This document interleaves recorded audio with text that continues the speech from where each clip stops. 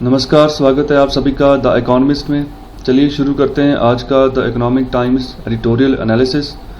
तो शुरुआत करते हैं एक कोट से। तो बहुत ही सुंदर बात यहाँ पर की गई है। तो बोला गया है कि सबको गिला है कि बहुत कम मिला है, ज़रा सोचिए आप जितना कितनों को मिला है। Okay, so be satisfied always. So देखो, ज़िंदगी में सेटिस्फैक्शन होना बहुत ज़रूरी है। सेटिस्फाइड बंदा जो है ना, उसको हमेशा चिंताएं जो हैं वो कम होंगी। वो उसको इतना पता होगा कि उसको आज जो खाने को मिला है, ठीक है, उसके लिए वो शुक्र कर देता है परमात्मा का। कल के दिन की उसको चिंता नहीं होती। ठीक है, तो यहाँ पर मैं एक एग्जांपल लेके चलता हूँ। तो एक बार एक कथावाचक थे, ठीक है, जो कि गाड़ी से जा रहे थे, किसी नगर की ओर जा रहे थे। वहाँ पर उन्होंने अपनी ड्यूटी परफॉर्म करनी थी। तो रास्ते में उनको एक मांगने वाला मिला, ठीक है। तो वो उनको बोल रहा था कि मुझे कुछ पैसे दे दो, मैंने खाना खाना है, मैंने आज खाना नहीं खा पाया। तो जो वो अंदर बैठे हुए थे, जिन्होंने जो कथावाचक थे, वो बोले कि ये लो, आज के ही नहीं अगले 10 दिन के भी पैसे रख लो, ठीक है, तो वो आपके काम आएंगे, तो आप 10 दिन के लिए पेट भर खाना खा सकेंगे। तो जब भिखारी ने इतनी बात सुनी तो सारे के सारे पैसे जो वो कथावाचक के मुंह पे मार दिए जोर से। तो उस कथावाचक ने बोला कि जो भिखारी था, उसने कथावाचक को जवाब दिया कि जिसने मुझे आज का खाना दिया है, ठीक है, वो मुझे कल का खाना भी देगा। तो तुझे मेरी चिंता करने की ज़रूरत नहीं है, अपने पैसे तो अपने पास रख, मैं सेटिस्फाइड हूँ। ठीक है, मुझे इतना विश्वास है भगवान के ऊपर कि आज उसने मुझे खाना दिलाया है तो कल भी वो दिलाएगा, मुझे कल की चिंता नहीं है। ओके, तो मोस्टली जितने भी लोग हैं उनको कल की ज़्यादा चिंता है। कल की चिंता करते करते आज का भी दिन चिंता में ही गुजार लेते हैं, जिससे ज़िंदगी का जो सही आनंद है वो प्राप्त नहीं हो पाता बहुत से लोगों को। तो जब ये कथावाचक ने बात सुनी तो वो अपने आप में ही वो बहुत शर्मिंदा हुए। उन्होंने अपने जीवन को पूरा एनालिसिस किया कि मैं कहाँ तक पहुँचा हूँ। ठीक है, मेरे से कहीं ज़्यादा बेहतर तो ये भिखारी है, जिसके अंदर मन की क्रांति तो है, जो मन के लेवल पर जहाँ पर पहुँचना चाहिए था वहाँ पर पहुँच तो गया है। ठीक है, तो ये सबसे इम्पॉर्टेंट बात है कि जितना आपको मिला है उसमें शुक्र करिए वहाँ पर परमात्मा का, और आगे बढ़िए और कोशिश करिए, अच्छे कर्म करिए जितने ज़्यादा हो सकें। ठीक है, और अच्छे नागरिक के तौर पर जो है उभर कर सामने आए। तो ये था छोटा सा कोट जिसको अभी हमने डिस्कस किया है। तो चलिए फर्स्ट आर्टिकल डिस्कस करते हैं अभी। अच्छा, आर्टिकल डिस्कस करने से पहले मैं एक बात बता देना चाहता हूँ कि ये जो आर्टिकल अभी मैं डिस्कस कर रहा हूँ, ये 16 अगस्त का एडिटोरियल नहीं है। ये 15 अगस्त का कुछ पार्ट सेकंड जो था वो नहीं पब्लिश हो पाया था कुछ कारणों की वजह से। तो उसके जो एडिटोरियल बचे थे वो मैं आज डिस्कस कर रहा हूँ, क्योंकि संडे को जो है वो एडिटोरियल नहीं आता है द इकोनॉमिक टाइम्स में। तो जिसकी वजह से मुझे लगा कि जो पार्ट सेकंड वो 15 अगस्त का बच गया था उसको आज मैं डिस्कस कर लूँ। वैसे जब भी संडे आएगा तब आपने रिवीजन करना है, जितने पिछले हफ्ते हमने एडिटोरियल डिस्कस किए होंगे उनको दोबारा से सुनना है, ठीक है, रिवाइज करना है। और संडे के दिन वैसे जो है कोई भी नया एडिटोरियल जो टॉपिक है, जो एडिटोरियल एनालिसिस है, वो पब्लिश नहीं होगा। ओके, सो संडे का दिन जो है सिर्फ और सिर्फ रिवीजन के लिए। तो चलिए स्टार्ट करते हैं फर्स्ट आर्टिकल। तो यहाँ पर बात की गई है कि कैसा सफ़र रहा है इंडियन इकोनॉमी का 1947 से लेके 2020 तक। ओके, तो ये 74 ईयर्स हमने कैसे बिताए हैं, कौन कौन से पड़ाव जो है हमने पार किए हैं, कौन कौन से लेवल पर हम पहुँचे हैं, ठीक है, कितनी ग्रोथ जो है हमने अलग अलग सेक्टर्स में बनाई है, ठीक है, कौन से सेक्टर में हम ज़्यादा जो है कवरेज कर रहे हैं। तो इस सभी चीज़ों के बारे में डिटेल में ये आर्टिकल डिस्कस कर रहा है। तो यहाँ पर स्टार्टिंग में बात कर रहे हैं कि जो इंडियन इकोनॉमी है अभी ये 5th लार्जेस्ट इकोनॉमी बन चुकी है दुनिया की। ठीक है, अगर हम नॉमिनल जीडीपी के हिसाब से बात करें, और अगर हम परचेजिंग पावर पैरिटी के हिसाब से बात करें तो उस हिसाब से हमारी जो इकोनॉमी है दुनिया की तीसरी बड़ी इकोनॉमी है। ओके, तो यहाँ पर 1950 की जीडीपी की बात की गई है कि वो $30.6 बिलियन थी तब। अब 2020 में इंडिया की जीडीपी 3 ट्रिलियन डॉलर के आसपास जो है वो पहुंच चुकी है। और अगर हम परचेजिंग पावर पैरिटी के हिसाब से बात करें तो उस हिसाब से 11.32 ट्रिलियन डॉलर है, ठीक है। तो यहाँ पर देखिए हम थर्ड लार्जेस्ट हैं परचेजिंग पावर पैरिटी के हिसाब से, दूसरे नंबर पर चाइना है, पहले नंबर पर यूएस है, ठीक है। अगर हम नॉमिनल जीडीपी के हिसाब से बात करें तो हम जो हैं 5वें नंबर पर आते हैं। तो यहाँ पर आने वाले समय में 5वें से हम थर्ड पे शिफ्ट कर जाएंगे बहुत जल्दी, जिस हिसाब से अगर हमारी इकोनॉमी अच्छे से ग्रो करी, अच्छे से ग्रोथ और डेवलपमेंट का रास्ता, सही डायरेक्शन अगर हमें मिलती गई तो यहाँ पर इंडस्ट्रियल सेक्टर का जो है उसकी ग्रोथ की बात की गई है, ठीक है। वहाँ पर जो है हम 23% जो है जीडीपी का हिस्सा शेयर करते हैं इंडस्ट्रियल सेक्टर में, जहाँ पर जो है 25% जो है वर्कफोर्स वो तैनात है, जितनी इंडिया की पॉपुलेशन है उसके हिसाब से। इसके अलावा बात की गई है कि इंडिया अभी जो है क्लासीफाई किया जा रहा है इंडिया को as a newly industrialised country, ठीक है। देखिए शुरू से जब देश आज़ाद हुआ था तब हमारे पास इतने रिसोर्सेस नहीं थे कि हम झट से कि इंडिया की जो एग्रेरियन इकोनॉमी है उसको हम सर्विस इकोनॉमी में तब्दील कर दें, ठीक है, जहाँ फिर सेकेंडरी और टर्शियरी सेक्टर में हम कंप्लीट कर दें, ठीक है। तो इतनी जल्दी ये मुमकिन नहीं था। जो फर्स्ट ईयर प्लान आया था, ठीक है, 5 ईयर प्लान आते हैं हर 5 साल बाद, जिसमें सरकार जो है पूरा प्लान करके चलती है हर एक सेक्टर को कि कहाँ पर कितनी इन्वेस्टमेंट सरकार आने वाले 5 सालों में करेगी, जिससे कि जो अलग अलग सेक्टर्स हैं इंडिया के वहाँ पर डेवलपमेंट हो, ग्रोथ हो। तो स्टार्टिंग में सबसे ज़्यादा फोकस जो फर्स्ट 5 ईयर प्लान आया था तो एग्रीकल्चर के ऊपर ही किया गया था, क्योंकि हमारे पास और कोई चारा भी नहीं था कि हम दूसरे सेक्टर्स की ओर जो है कन्वर्ट हो जाए, क्योंकि उस हिसाब से हमारे पास ना तो रिसोर्सेज थे, ना टेक्नोलॉजी थी, ना ही उस हिसाब से हमारे पास स्किल्ड लेबर थी।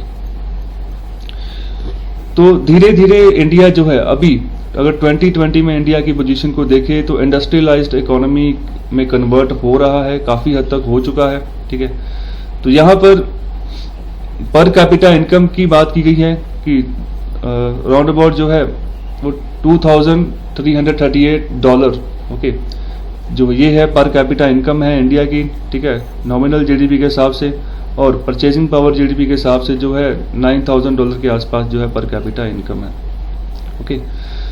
सो ये था थोड़ा सा ओवरव्यू, यहाँ पर कंपैरिजन किया गया है अलग अलग जो परचेजिंग पावर पैरिटी है और जो दूसरा तरीका है जीडीपी को मेजर करने का, नॉमिनल जीडीपी, उससे, ओके। सो आगे यहाँ पर बात की गई है कि जब से हमने आज़ादी हासिल की है 1947 से, तो उस समय हमारी जो पॉपुलेशन थी वो 340 मिलियन के आसपास थी। लिटरेसी लेवल भी बहुत ख़राब था, 12% के आसपास था, ठीक है, जो कि उस हिसाब से सिर्फ 41 मिलियन लोग बनते थे। 340 मिलियन की आबादी में से सिर्फ 41 मिलियन, इतनी ही आबादी जो पढ़ी लिखी थी, लिटरेट थी। इसके अलावा अगर 2019 में हम बात करें तो यहाँ पर पॉपुलेशन हमारी 134 करोड़ हो चुकी है, 1.34 बिलियन, और लिटरेसी लेवल भी काफ़ी बढ़ चुका है, 74% एवरेज, ठीक है, इसके आसपास पहुँच चुका है। तो अप्रॉक्सीमेटली तो 1 बिलियन पॉपुलेशन जो है वो लिटरेट है इंडिया की, ओके।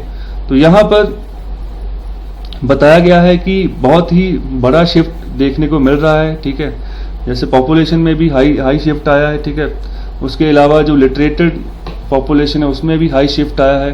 तो ये एक तरह की बहुत बड़ी और इम्प्रेसिव अचीवमेंट है इंडिया के लिए। तो ऐसा यहाँ पर पहले हिस्ट्री में कभी नहीं देखा गया, ठीक है। तो आने वाले समय में और भी बड़े पैमाने पर जो है इंडिया की ग्रोथ होगी, लिटरेसी लेवल और हाई होगा। जैसे आप देख सकते हैं नेशनल एजुकेशन पॉलिसी आई है, ठीक है, बच्चों को अच्छे से और फर्दर जो है अच्छी एजुकेशन दी जाएगी, और भी नए जो है क्राइटेरिया न्यू एजुकेशन पॉलिसी में डाले गए हैं, ठीक है। बच्चों की जहाँ पर ग्रोथ है उसके ऊपर फोकस किया जाएगा, उसके हिसाब से उसको कोशिश की जाएगी वही सब्जेक्ट्स वो ले, जो कि एक अच्छी बात है, ठीक है। तो चलिए आगे डिस्कस करते हैं। तो ये बिल्कुल सही बात है कि हमारे नंबर्स जो हैं आगे बढ़ रहे हैं, उनमें बदलाव आया है। और साथ ही साथ यहाँ पर बात की गई है कि एक और कंट्री है जो इसी बेंचमार्क के ऊपर जिसने काम किया है, ठीक है, इंडिया के बराबर जो है वो चला है। ये पूरे अगर हम 74 ईयर्स का सफ़र हम तय करें तो, ठीक है।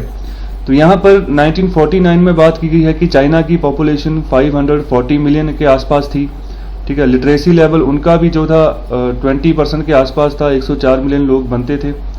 और 2019 में चाइना की पॉपुलेशन भी जो है 1.32 बिलियन के आसपास हो गई है, और जो लिटरेसी लेवल है वो भी 85% हो गया है, और 1.14 बिलियन जो लोग हैं चाइना के वो लिटरेट हैं। ओके, तो देखिए लिटरेसी लेवल के डेफिनेशन के ऊपर भी डिपेंडेंस होता है कि मतलब लिटरेसी लेवल कितना है, ठीक है। कई बार हम ये बोल देते हैं कि जिसको बोलना पढ़ना लिखना आता है, ठीक है, चाहे वो किसी भी क्लास तक पढ़ा हो, तो हम बोल देते हैं कि उस जो कंट्री जो है लिटरेट है, ठीक है। तो सही बात है, अच्छी बात है। अगर हम हायर एजुकेशन की बात करें तो इंडिया में जो रिसर्च का फील्ड है बहुत वीक है। चाइना की अगर बात करें तो वो स्ट्रांग है, ठीक है, दिन ब दिन और स्ट्रांग होता जा रहा है। हर रोज जो है वहाँ पर नई रिसर्चेस हो रही हैं, ठीक है। जो वहाँ पर पीएचडी के स्कॉलर हैं, ठीक है, इंडिया के जो कंपैरिजन में बहुत ज़्यादा है, ठीक है। हर साल जो है इंडिया के कंपैरिजन बहुत ज़्यादा पीएचडी स्कॉलर्स वहाँ से पास आउट होके निकलते हैं, ठीक है। तो इंडिया को इसके ऊपर फोकस करना होगा। तो यहाँ पर बात की गई है आगे कि जो इंडिया चाइना, ठीक है, दोनों की जो आबादी है, ठीक है, वो एक जो बिलियन पीपल हैं दोनों कंट्रीज में, ठीक है, अरबों के हिसाब से आबादी है इनकी। और दोनों कंट्रीज के जो लोग हैं, ठीक है, वो पढ़े लिखे हैं, ठीक है अभी। और जो दुनिया के सामने अगर हम बात करें तो अगर दोनों की पॉपुलेशन को मिला लें तो सबसे ज़्यादा जो पढ़े लिखे हैं फिर यही दोनों कंट्रीज के जो लोग हैं वो पाए जाएंगे, ठीक है। सो आगे यहाँ पर बात की गई है कि चाइना किस हिसाब से चला है। चाइना 1949 से अगर 2020 तक बात करें, ठीक है, तो उसने एक सेंट्रलाइज सिस्टम ऑफ गवर्नमेंट अपनाया है, जिसमें कि जो बातें वो सरकार प्रकाशित कर देती है उनकी पॉपुलेशन को वो माननी ही होती हैं। चाहे कोई भी बिल आता है, कोई भी एक्ट आता है, अगर पॉपुलेशन उनके खिलाफ कोई काम करती है, प्रोटेस्ट करती है, तो उनको दबा दिया जाता है। तो डेमोक्रेसी का नाम नहीं है चाइना में, ठीक है। अगर इंडिया की बात करें तो यहाँ पर हम जब पले हैं, ठीक है, हम 74 ईयर्स के हुए हैं, तो यहाँ पर डेमोक्रेसी का लेवल बहुत हाई था, अच्छा था अगर बाकी मुल्कों को हम कंपेयर करें तो, ठीक है। यहाँ पर अगर कोई एक्ट आता था, कोई बिल आता था, सरकार अगर लोगों को गलत लगता था, लोग प्रोटेस्ट करते थे, ठीक है, लोग अपनी विचारधारा रखते थे, और यहाँ पर गवर्नमेंट भी चेंज होती थी और अलग अलग पार्टीज भी जो है रूल करती थी हर अलग स्टेट्स में। आप स्टेट्स में देखो, जो वहाँ पर जो लोकल पार्टीज हैं, रीजनल पार्टीज हैं, वो रूल कर रही हैं स्टेट्स के ऊपर, ठीक है। सेंट्रल लेवल पर भी जो है एक पार्टी नहीं है, ठीक है, अलग अलग पार्टीज जो है कोलिशन करके भी गवर्नमेंट बना चुकी हैं, ठीक है। मतलब एक से ज़्यादा पार्टीज जो है रूल कर चुकी हैं इंडिया के ऊपर। लेकिन चाइना में अभी तक एक ही पार्टी है, ठीक है, सिंगल पार्टी रूल है, वही पार्टी रूल करती आ रही है। कोई चेंज जो है डेमोक्रेसी के नाम पर कोई चेंज है ही नहीं। तो ये दोनों फर्क है। तो यहाँ पर ऑथर यही बात कर रहे हैं कि यही जो पिछले 7 डिकेड्स हैं, मैं कह सकता हूँ कि हमारी एक बिगेस्ट अचीवमेंट है चाइना के कंपैरिजन में, ठीक है, कि हमने एक अच्छी डेमोक्रेसी जो है अपने लोगों को प्रोवाइड करवाई है, जिससे जो कोई भी अपना हक बोलना चाहता है, रखना चाहता है, रख सकता है, ठीक है। तो चाइना के मुकाबले में हमारी डेमोक्रेसी काफ़ी बेहतर है, काफ़ी अच्छी है। तो आगे बात की गई है कि 1947 में अगर इंडिया की बात करें तो 4% जो थी वर्ल्ड जीडीपी थी, ठीक है, और 2.7 लाख करोड़ की पूरी इकोनॉमी थी इंडिया की 1947 में। तो देखिए, जब भी हम ऐसे लाख करोड़ में इकोनॉमी की बात करते हैं तो उसका बेसिकली मतलब होता है कि इतनी वैल्यू के प्रोडक्ट्स वहाँ पर प्रोड्यूस हुए हैं एक अकाउंटिंग ईयर में, ठीक है। तो वैसे अब 2019 की बात करें तो अभी इंडिया जो है इसकी जो जीडीपी है वो पूरी वर्ल्ड की जीडीपी के हिसाब से 8.5% है, ठीक है, 8.5% ऑफ वर्ल्ड जीडीपी। ओके, सो अगर रुपीस में बात करें तो इकोनॉमी बन गई है 220 लाख करोड़ की। ओके, सो हमारी इकोनॉमी 220 लाख करोड़ की है। ओके, सो इसमें फिक्स्ड एसेट्स आ जाएंगे, उसके अलावा जितनी भी तरह की जो सेल परचेज है, इंपोर्ट एक्सपोर्ट सब आ जाएगा, ठीक है। तो आगे यहाँ पर बात की गई है कि अगर हम बात करें सन 1700 की, ठीक है, जब ये अंग्रेज नए नए भारत में आए थे, ठीक है, तब उस समय की बात करें तो उस समय हमारी जो जीडीपी शेयर था वर्ल्ड जीडीपी के हिसाब से वो तो 24.43%, मतलब कि उस समय हम वर्ल्ड की बिगेस्ट इकोनॉमी थे। लेकिन जब वो हमें छोड़ कर गए 1947 में तो हमारा जो स्टेटस था वो भिखारियों जैसा हो गया, 4% ऑफ WGDP। ठीक है, सिर्फ 4% शेयर रह गया हमारा वर्ल्ड जीडीपी में। तो देखो कितने लेवल पर जो है इंडिया को लूटा गया, ठीक है, सन 1700 से लेके 1947 तक। तो अगर इस समय के दौरान अगर हमारे लीडर्स, ठीक है, उस समय किंगडम होते थे, ठीक है, उन किंगडम्स ने लड़ाइयाँ लड़ी भी थी लेकिन सक्सेसफुल नहीं हो पाए बड़े पैमाने पर। उसका रीज़न यही था कि आपस में हमारा तालमेल नहीं सही था। हमारे जो इंडियंस थे वो आपस में ही जो है लड़ रहे थे, सिर्फ और सिर्फ ताजपोशी की वजह से। अगर उस समय थोड़ा सा सिचुएशन को संभाला जाता, अपना कोई रूलर आगे निकल कर आता, तो इतनी दुर्दशा हमारे भारत की कभी ना होती। तो आगे यहाँ पर बात की गई है कि हम आगे अगर बात करें तो अभी जो है 17% of world GDP growth India ने ऐड कर ली है, ठीक है। तो इससे हमें एक अच्छा जो है इकोनॉमिक हेफ्ट मिल रहा है, ठीक है, बढ़ावा मिल रहा है। तो अभी यहाँ पर इम्पोर्टेंटली बात कर रहे हैं कि सबसे जो इम्पोर्टेंट बात है, हमारे जो इंटरनल रिसोर्सेज ड्राइव है, ठीक है, वो उनका बहुत अहम रोल है हमारी जो इकोनॉमिक ग्रोथ हुई है पिछले 74 ईयर्स में। और लास्ट में यहाँ पर बात की गई है जो सेविंग रेट्स हैं वो भी जो है काफ़ी बड़े पैमाने पर बढ़े हैं। सो 8% ऑफ जीडीपी से लेके अभी 29% तक हमारे सेविंग्स रेट जो है पहुंच चुके हैं। तो आने वाले समय में लग रहा है कि और बढ़ेंगे और परसेंटेज राइज होगा। तो सेविंग्स फॉर एग्जांपल जैसे किसी की सैलरी आती है, ठीक है, तो हर कोई जो है सैलरी में से सेविंग्स रखता है, ठीक है। तो मोस्टली जो आपके बैंक अकाउंट्स होते हैं वो भी सेविंग अकाउंट्स ही होते हैं। तो जितनी सेविंग ज़्यादा होगी किसी इकोनॉमी में, वो इकोनॉमी जो है उतनी ही इंश्योर होगी, ठीक है, उतनी स्टेबल होगी, उतने ही उस इकोनॉमी के कोलैप्स करने के चांसेस ज़्यादा है। और जब सेविंग्स कम होना शुरू हो जाएंगी तो हमें दिक्कत आनी शुरू हो जाएंगी इंपोर्ट्स की पेमेंट करने के लिए। तो यहाँ पर भी हमें फोकस करके आने वाले समय में चलना है। आगे बात की गई है कि अगर 1947 की हम बात करें तो इंडिया की जो प्रोडक्शन थी फूड ग्रेन्स में वो थी 50 मिलियन टन्स। तो अभी 2020 में ये 5 गुना बढ़ चुकी है। तो अभी के समय हम फूड ग्रेन्स को एक्सपोर्ट भी करते हैं, बाहर के जो फॉरेन नेशंस हैं वहाँ पर एक्सपोर्ट करते हैं। तो आगे यहाँ पर बात की गई है कि तो हम कह सकते हैं कि ये जो हमारी एक बड़ी अचीवमेंट्स हैं पिछले 74 ईयर्स में। और साथ ही साथ ये बात बोली गई है कि हमने जो है फैमीन है, ठीक है, जो अकाल पड़ता है जब खाना जो है उसकी अवेलेबिलिटी कम हो जाती है और लोग भूख से मरते हैं, तो इसको हम अकाल की सिचुएशन बोल देते हैं, फैमिन की सिचुएशन। तो इस सिचुएशन को भी हमने जड़ से जो है ख़त्म कर दिया है, ठीक है। अभी भी बहुत सारे एरियाज ऐसे हैं कुछ स्टेट्स में जहाँ पर भुखमरी के चांसेस पिछले ज़माने में बहुत ज़्यादा थे। अभी भी कुछ लोग अगर उनको पब्लिक डिस्ट्रीब्यूशन सिस्टम का जो अगर फैसिलिटीज़ ना मिले ना, तो अगर वो फैसिलिटीज़ कुछ समय के लिए भी अगर रुक जाए तो वो उनको दिक्कत आ जाती है, तो लोग मरने शुरू हो जाते हैं। तो मैं इसकी एक एग्जांपल लेता हूँ। तो जब बीजेपी की झारखंड में नई सरकार बनी थी, ठीक है, तो उस समय दौरान एक प्रोजेक्ट आया था कि आपने जो जितने भी आपके आधार कार्ड हैं उनको आपने बैंक अकाउंट से लिंक करवाना है। तो झारखंड की कुछ पॉपुलेशन थी जिन्होंने ऐसा नहीं वो करवा पाए, अपने आधार कार्ड्स को बैंक अकाउंट से लिंक नहीं करवा पाए। तो 11 लाख के आसपास के वो कस्टमर थे, वो लोग थे जो पब्लिक डिस्ट्रीब्यूशन सिस्टम के तहत जो थे खाने की सेवा ले रहे थे भारत सरकार से। तो वो नहीं कर पाए, तो झारखंड सरकार ने क्या किया कि बैन कर दिया, ख़त्म कर दिया कि जिन्होंने अपने बैंक जो अकाउंट नहीं लिंक करवाए उनको कोई फैसिलिटी जो है नहीं मिलेगी, किसी भी तरह के बैंक अकाउंट में उनके पैसे नहीं आएंगे कि ताकि कि पैसा निकाल कर वो खाना परचेज कर सकें।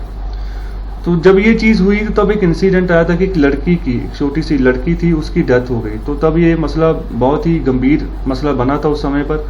तो जिससे लगा कि गवर्नमेंट को कोई भी स्टेप ऐसे करेंटली मतलब हम क्या सडनली हम कोई भी स्टेप इंडिया जैसे देश में नहीं ले सकते, वो भी खास तौर पर जहाँ पर इतनी क्रिटिकल सिचुएशन पहले रही हो पॉवर्टी की। तो वहाँ पर हमें बिल्कुल देख के चलना होगा, क्योंकि अगर एजुकेट होगा इंसान, ठीक है, अवेयर होगा, तभी वो कुछ कर पाएगा। अगर अवेयर ही नहीं है, एजुकेट ही नहीं है, तो कैसे कर लेगा। तो ऐसे लोग जब बैंक में पैसा भी निकलवाने जाते हैं तो दूसरे से अपना जो है फॉर्म फिल करवाते हैं। तो आप कैसे उम्मीद लगा सकते हैं कि अपने बिहाफ पर खुद ही जो अपने आधार कार्ड लिंक करवा लेंगे बैंक अकाउंट से, ठीक है। तो ये एक थोड़ा सा अभी भी इंडिया में है, इसको और भी सही करने की ज़रूरत है। तो यहाँ पर आगे बात की गई है कि 1943 में बहुत बड़े पैमाने पर जो इंडिया में एक अकाल पड़ा था, भुखमरी पड़ गई थी। तो 20 लाख के आसपास लोग बंगाल में मारे गए थे, ठीक है। तो उसके बाद 1965 में भी एक बिहार में एक अकाल आया था, ठीक है, लेकिन वहाँ पर कोई भी डेथ्स नहीं काउंट की गई, इसकी भुखमरी की वजह से कोई डेथ हुई हो। तो अभी हम जो है सही अगर हम बात करें हमारी पॉलिसीज़ की, जो हमारा पब्लिक डिस्ट्रीब्यूशन सिस्टम है वो इस लेवल तक फैल चुका है इंडिया में कि जो लोग हैं वो भूख से ना मरें, ठीक है। तो अभी आपने कोविड-19 की भी सिचुएशन देखी होगी, तो लोगों के पास पैसा नहीं था तो खाना कहाँ से खाते, तो गवर्नमेंट ने उनको जो है राशन प्रोवाइड किया, फ्री राशन प्रोवाइड किया, ठीक है, तो ताकि कि वो खाना खा सके। तो वो राशन कहाँ से आया, जो हमारे गोडाउन भरे पड़े हैं वहीं से आया। तो वहीं से ही जो पीडीएस ऑफ सिस्टम के थ्रू उनके पास जाता था, अभी सरकार ने डायरेक्टली प्रोवाइड करवा दिया। तो यहाँ पर और आगे बात की गई है कि जो पॉवर्टी के इंसिडेंस हैं, ठीक है, वो 80% तक जो है इंडिया में बढ़े हैं पिछले समय में, ठीक है। तो जिसको हम कह सकते हैं कि जो 250 मिलियन लोग थे इंडिया के वो अफेक्टेड रहे हैं जो है पॉवर्टी की सिचुएशन से। अभी भी 80% के आसपास ही ये रेट चल रहा है, इतनी ज़्यादा गरीबी इंडिया में है, ठीक है। चलो आगे डिस्कस करते हैं। 80% के आसपास इंडिपेंडेंस के टाइम पे था, तो अभी हो सकता है थोड़ा सा कम हुआ हो। चलिए आगे देखते हैं। तो आगे बात की गई है कि जो पॉवर्टी के नंबर्स हैं, ठीक है, तो उनको अगर 1956 के हिसाब से बात करें तो जो BS मिन्हास, ठीक है, उनका जो एस्टिमेशन है, ठीक है, वो प्लानिंग कमीशन के अंदर काम करते थे, ठीक है, तो उनका जो एस्टिमेशन था वो 65% के आसपास था, ठीक है, मतलब 80% से 65% हम आ गए। तो 215 मिलियन जो इंडियंस थे वो पुअर थे, ठीक है, 1956 की अगर बात करें। फिर 2019 की यहाँ पर बात की गई है कि जो लोग हैं जो पॉवर्टी के दायरे में हैं, जहाँ, ठीक है, जहाँ बिलो पॉवर्टी की लाइन में जी रहे हैं, तो उनका नंबर लगभग सेम है, ठीक है। तो यहाँ पर जो अभी आइडेंटिफिकेशन की जा रही है कि कैसे हम लोगों को पहचानेंगे कि कौन गरीब है, तो यहाँ पर कैलोरीज के हिसाब से कि कितनी कंजप्शन वो कर पा रहा है एक दिन में। तो 2200 कैलोरीज एक दिन के हिसाब से यहाँ पर जो है एक एस्टिमेशन लाइन बताई गई है कि हम कैसे मेजर करेंगे कि बिलो पॉवर्टी लाइन कौन होगा। तो अभी भी जो आबादी है 260 मिलियन के आसपास बन रही है, लेकिन टोटल आबादी के साथ अगर हम कंपैरिजन करें तो 21% अप्रॉक्सीमेटली 22% का जो है डाउनफॉल अभी आया है, ठीक है। मतलब कि हम अच्छे से काम कर रहे हैं, आगे बढ़ रहे हैं। तो इसमें ऐसा नहीं कि अकेला गवर्नमेंट ऑफ इंडिया का इनिशिएटिव है, बहुत सारे जो प्राइवेट ऑर्गेनाइजेशंस भी हैं, जो NGOs हैं, जो यहाँ पर काम कर रहे हैं कि पॉवर्टी को कैसे कम से कम किया जाए, बच्चों को, ठीक है, अच्छा न्यूट्रिशनल डाइट प्रोवाइड की जाए। तो उसके लिए मिड डे मील जो है प्रोग्राम चल रहा है जो गवर्नमेंट स्कूल्स है वहाँ पर, तो स्पेशली वो प्रोग्राम्स इसीलिए चलाए गए हैं कि न्यूट्रिशन की कमी जो है भारत के बच्चों में ना हो, कि ताकि कि आने वाले समय में उनकी बॉडीज में कुछ वीकनेस आ जाए, जहाँ कोई भी डिजीज जो है उनको आसानी से जकड़ ले। आगे 1947 की बात की गई है कि एग्रीकल्चर की जो GDP थी वो 54% के आसपास थी, टोटल जो GDP इंडिया की बनती थी। लेकिन 2019 में ये 13% के आसपास रह गई है, ठीक है। और जब आज़ादी के दौरान हम बात करें तो 60% जब इंडिया के जो लोग थे वो डिपेंडेंट होते थे एग्रीकल्चर और इसकी जो रिलेटेड एक्टिविटीज़ है उसके ऊपर। तो एग्रीकल्चर से लेबर आ जाती है, ठीक है। इसके अलावा जो अपने कटाई करनी है, बुआई करनी है, फिर बाद में देख रेख रखनी है, तो बहुत सारे काम एग्रीकल्चर के रिलेटेड भी होते हैं। तो वहाँ पर भी लेबर की ज़रूरत पड़ती है, तो बहुत सारे लोग वहाँ पर डिपेंडेंट थे। 60% जो है इंडिया की पॉपुलेशन, उसकी बात की गई है। इसके बाद 2017 में यहाँ पर जो है ये 52% के आसपास रह गए हैं, सिर्फ 650 मिलियन लोग रह गए हैं, ठीक है, जो एग्रीकल्चर एक्टिविटीज़, उसके रिलेटेड एक्टिविटीज़ में जो है अपनी लिविंग इनकम अर्न करते हैं। तो यहाँ पर और बात की गई है कि अगर 1950s की बात करें तब ये 200 मिलियन थे, तो उसके बिल्कुल उलट है 2017 की जो सिचुएशन है, ओके। तो आगे यहाँ पर बात की गई है कि हमने और भी कोशिश करनी है कि जो हमारे फेलियर हुए हैं, ठीक है, उसको हम आने वाले समय में सही कर पाएं। तो आगे यहाँ पर बात की गई कि अभी भी बहुत सारे लोग जो हैं उनके पास अभी ज़मीन नहीं है रहने को, ठीक है। आगे यहाँ पर बात की गई है कि अगर हम लैंड को कंपेयर करें पॉपुलेशन के हिसाब से, तो लैंड ठीक है उस मात्रा में है, पॉपुलेशन को हम एडजस्ट कर सकते हैं, लेकिन पॉपुलेशन की जो बढ़ती गिनती है उसको हम कैसे कंट्रोल करें, ठीक है। तो आगे यहाँ पर 2050 की बात की गई है कि इंडिया की पॉपुलेशन 1.7 बिलियन के आसपास चली जाएगी। तो अच्छी बात है, उसमें जो सबसे अच्छी बात है पॉपुलेशन की वो ये रहेगी कि सबसे ज़्यादा जो एम्प्लॉयमेंट होगी वो एग्रीकल्चर सेक्टर और रूरल सेक्टर में नहीं होगी, इसके बाहर होगी। तो मेजरली फोकस किया जाएगा सर्विस सेक्टर के ऊपर, इंडस्ट्रियल सेक्टर के ऊपर, कि यहीं पर आने वाले समय में आपको देखने को मिलेगा कि ज़्यादातर ग्रोथ भी यही सेक्टर करेंगे और एम्प्लॉयमेंट भी जो है इन्हीं सेक्टर्स में होगी। तो यहाँ पर आर्टिकल के एंड में एक बार से दोबारा से एनालिसिस कर रहे हैं कि पिछले 7 डिकेड्स में हमने क्या क्या किया है। तो हमें अपने आसपास जो है देखना चाहिए, झांकना चाहिए, और अगर हम झांकेंगे हमें पता चलेगा कि हमने अच्छा ही किया है, ठीक है। जितना हम कर सकते थे उससे बेटर ही हमने किया है। तो लास्ट में एंडिंग में यहाँ पर यही बात की गई है कि जो अगर ह्यूमन कॉस्ट की अगर आप बात करो चाइना में, ठीक है, तो उस हिसाब से हमारे इंडिया में बहुत बेटरमेंट देखने को मिली है। 1947 में हमने फुल डेमोक्रेसी जो है उसको अपनाया, ठीक है, और जो बाकी दुनिया के मुल्क थे उनके बराबर हम खड़े हो गए, और हमने जो है अपने गवर्नमेंट का सिस्टम एक नया डेमोक्रेटिक सिस्टम अपनाया, जिस हिसाब से अपनी जैसे भी लोग जिस भी सरकार को चुनना चाहते थे उस सरकार को उन्होंने चुना, ठीक है। और एक तरह की पॉलिटिकल इकोनॉमी में हमने जो था बढ़ोतरी की है, ठीक है। उसके बाद लास्टिंग में यही बात बोली है कि जो हमारे फाउंडिंग फादर थे जिन्होंने कॉन्स्टिट्यूशन बनाया, जिन्होंने इस देश के निर्माण में जो है अपना पूरा योगदान दिया है, ठीक है, तो वो उन्होंने इस डाइवर्स कंट्री को आगे बढ़ने के लिए, ठीक है, बहुत से फाउंडेशनल स्टेप्स जो है वो पहले ही रख चुके हैं। तो जैसे हमें कॉन्स्टिट्यूशन मिला है तो वो एक तरह का फाउंडेशन है हमारे पूरे भारत का, ठीक है, उस हिसाब से हमारा देश चलता है। हमें यहाँ पर सबकी सुननी है, चाहे जो किसी भी कास्ट, किसी भी धर्म जाति से आता है, सबको जो है साथ लेकर चलना है।